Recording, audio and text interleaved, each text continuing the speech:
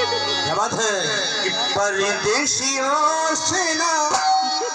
अखियां मिला, ये परदेशियों को है एक दिन जाना,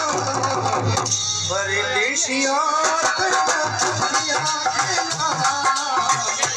परदेशियों से ना अखियां मिला, परदेशियों को है